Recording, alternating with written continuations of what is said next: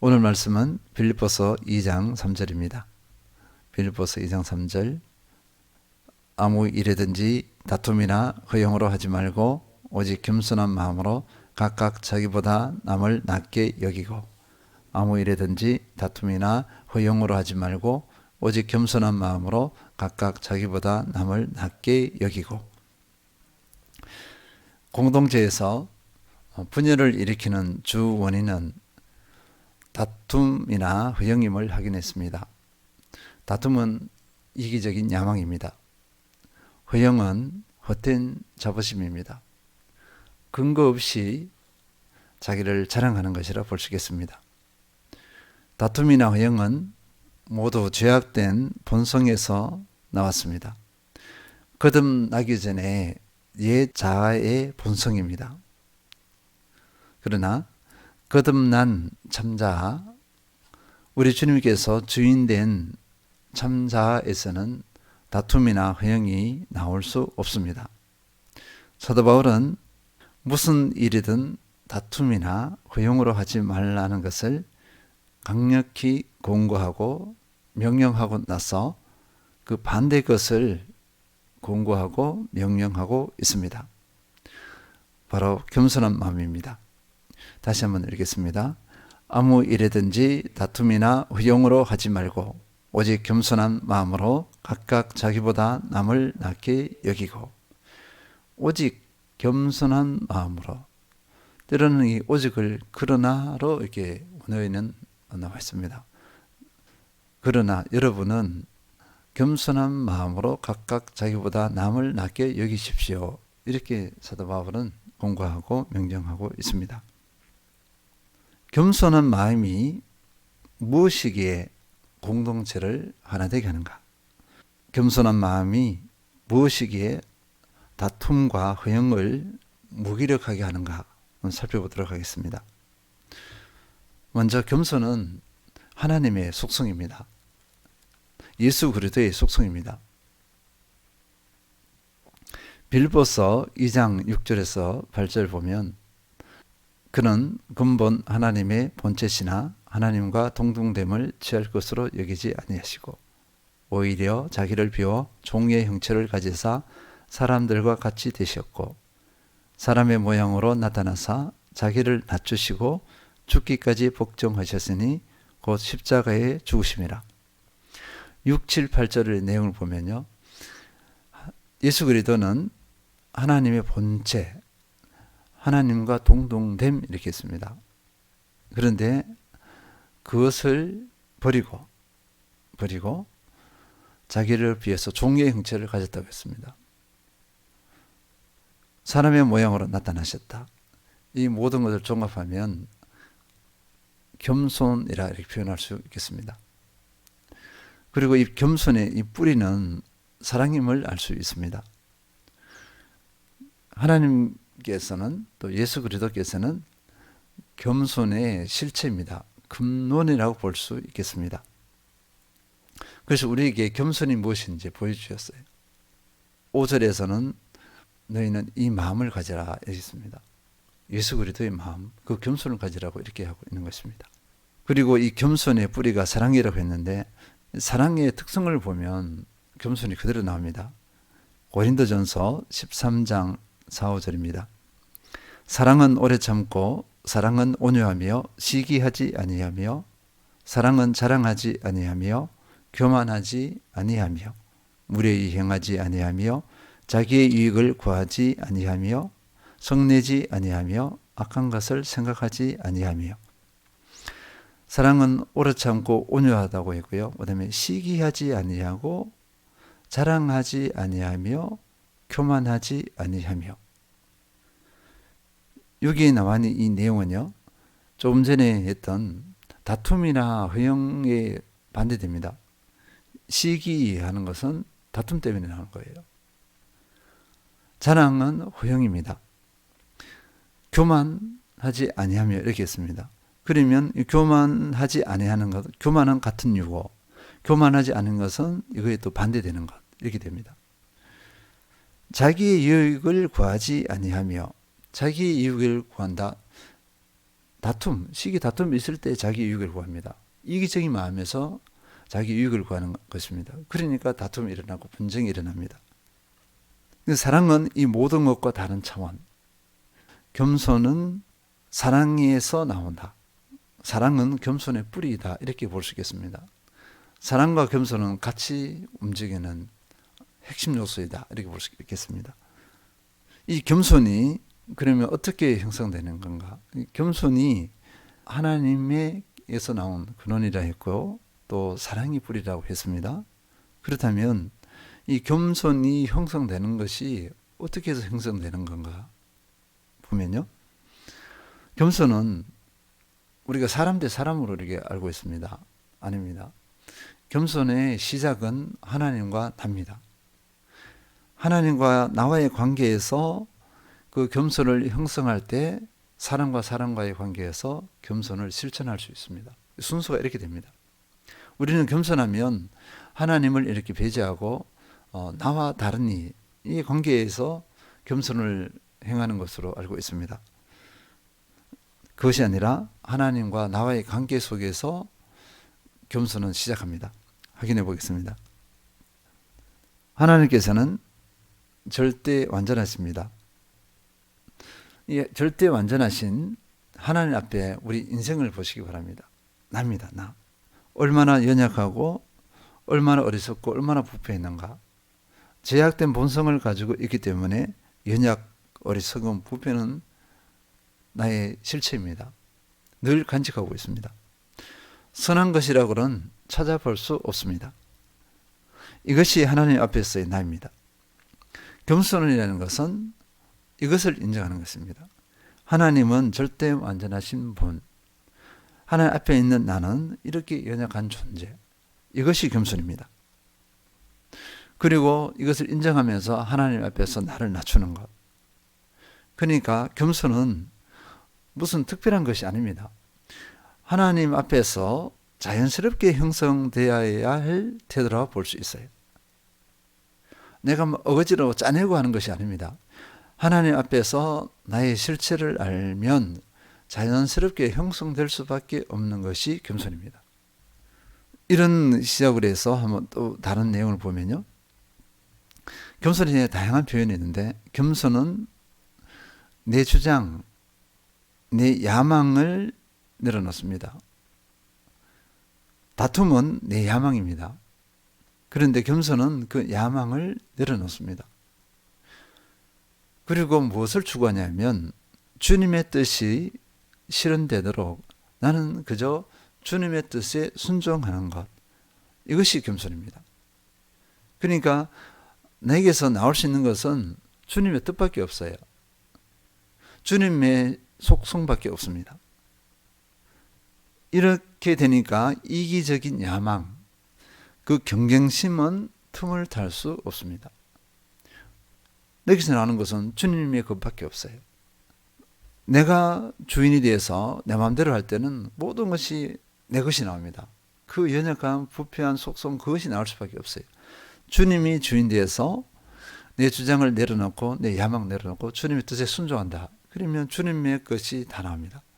그 그림은 그리스도의 흔적이 되는 것입니다. 그리스도의 형상이 되는 것입니다. 향기가 되고. 겸손을 이렇게 말할 필요가 없어요. 자체가 겸손의 모습입니다. 그리고 겸손은요, 우리가 흔히 말하면 다툼이나 허영 보세요. 이거 보면 내가 강한 것을 드러내려고 해요. 나의 어떠함을 드러내려고 하는 것이 다툼이나 허영입니다. 근데 겸손은 내가 강한 것, 나를 드러내는 것이 아니라 우리 주님께서 강함을, 주님께서 어떠하심을 보여주는 것입니다.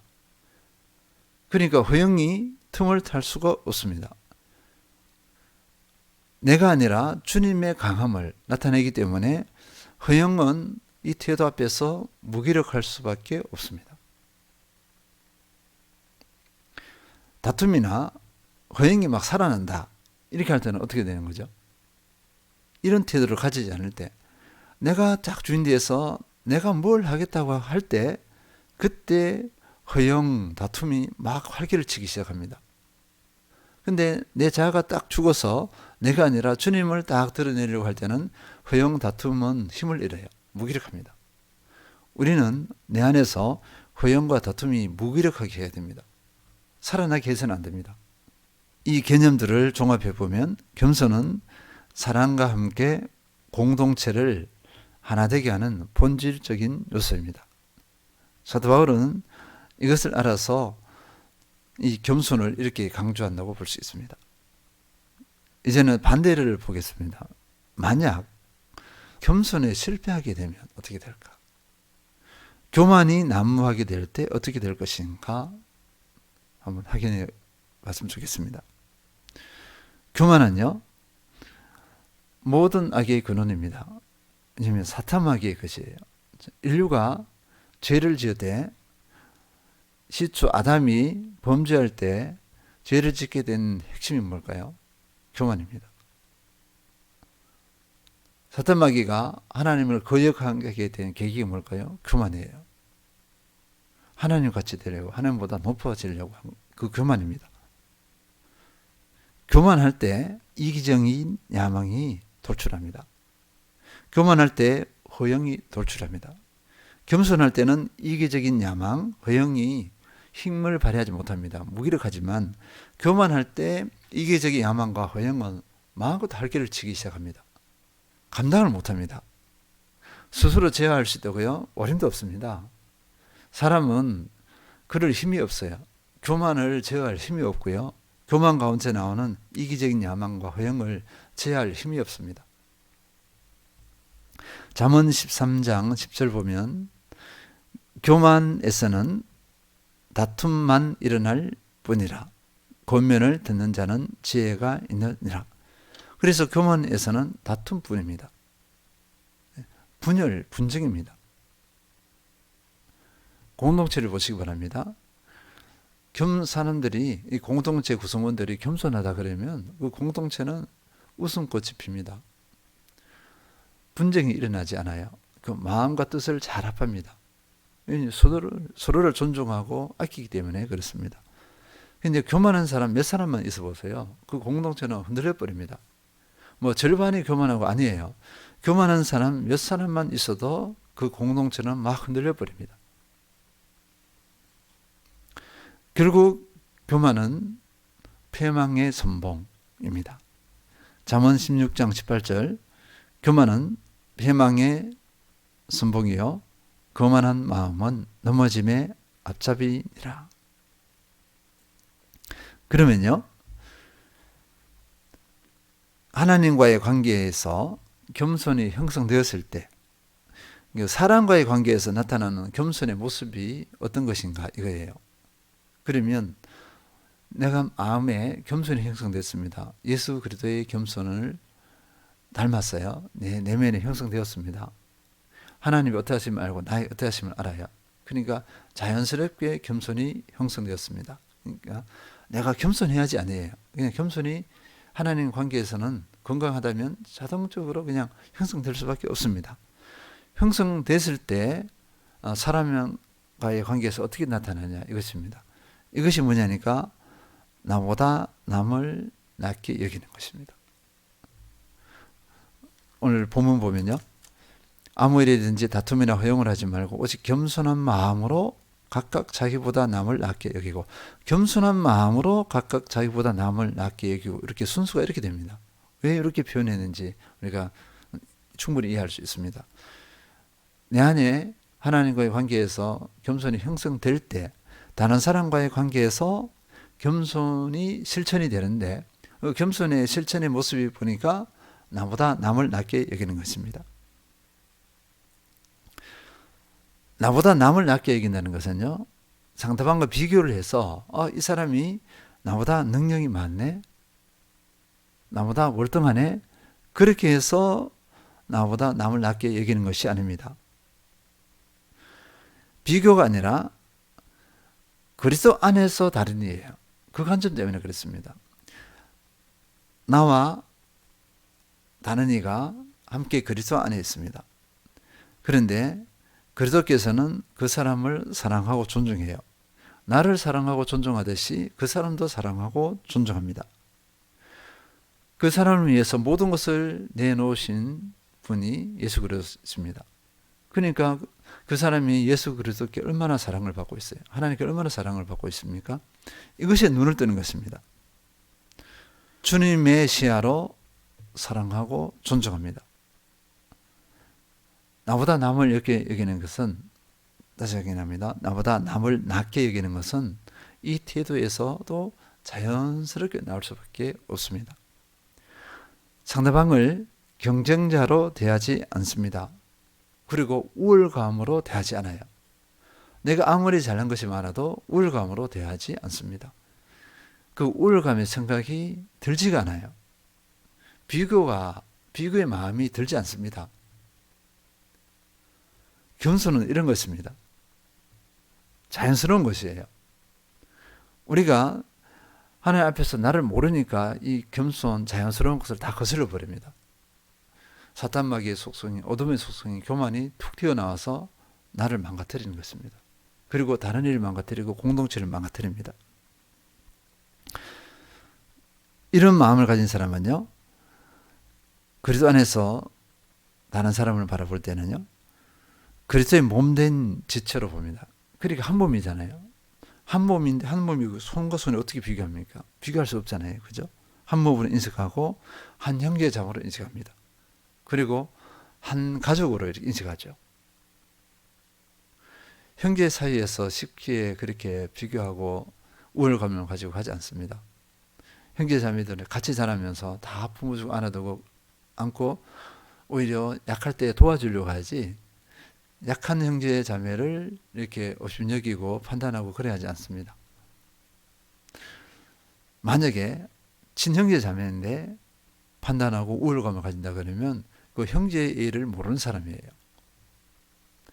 그리고 결국은 상대방을 어떻게 하냐면요, 사랑의 대상으로 여깁니다.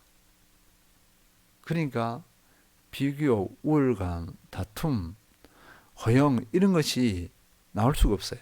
이런 태도가 형성될 수가 없습니다. 그리고 이런 태도로 내가 다른 사람, 다른 지체죠, 다른 형제자매를 대할 때 그 지체가 어떻게 반응하겠습니까? 그 지체의 마음이 움직일 것입니다.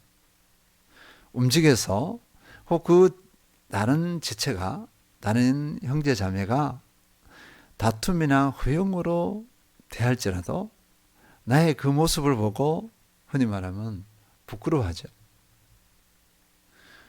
자신의 그 연약한 그 태도에 대해서 내 모습을 보고서, 내 겸손을 보고서 부끄러워합니다. 그래서 그 추한 모습을 발견하고는 어떻게 하죠? 회개합니다. 내가 겸손하면 다른 사람도 겸손할 수 있는 그 길이 열립니다. 내가 교만하면 다른 사람도 교만할 수 있는 길이 열려요. 그러면 이 겸손의 스타트는 누구죠? 나부터입니다. 나부터. 내가 다툼이나 허용을 하지 말고 겸손한 마음으로 다른 사람을 나보다 낮게 여기면 됩니다. 당신이 왜 그렇게 안 합니까? 이건 아니에요. 나부터 그렇게 하면 되겠습니다. 이런 태도를 가졌는데 분열이 일어날 수 있겠습니까? 사탄마귀가 틈을 탈 수 있겠습니까? 하나 되지 말래도 하나 되고, 연합하지 말래도 연합이 됩니다. 그러면 이 겸손이 하나님과의 관계에서 자연스럽게 형성된다고 했는데, 그러면 실질적으로 구체적으로 내가 해야 될 것이 있어요. 그 인식을 했지만, 왜냐하면 내 옛자는 아직 내 안에 있습니다. 옛자가 있고요, 참자가 있어요. 이 싸움이 일어나기 때문에 내가 해야 될 일이 있습니다. 겸손은 스스로 형성되지 않습니다. 이 싸움이기 때문에. 그래서 이 거짓자가 죽어야 됩니다. 내가 주인된 거짓자가 죽으면 이 겸손은 자연스럽게 형성될 수 있습니다. 예수 그리스도가 나의 참 주인이 되면 그것을 인정하고 순종하고 따르기만 하면은 겸손은 자연스럽게 형성된다고 볼 수 있겠습니다. 그래서 우리는 이 시대 앞에서 영적 전쟁 가운데 있습니다. 특별히 이 시대가 만만하지 않아요. 내가 겸손의 마음을 가지면, 그리스도의 겸손의 마음을 온전히 형성하게 되어지면 이 공동체 안에서 나는 하나됨의 그 주체가 됩니다. 그 시작점이 되어집니다. 피스메이커가 될 수 있습니다. 겸손으로 나보다 다른 사람을 낮게 여기며 연합과 하나됨의 그 주체가 되시는 모든 성도님들 되시길 축원드립니다.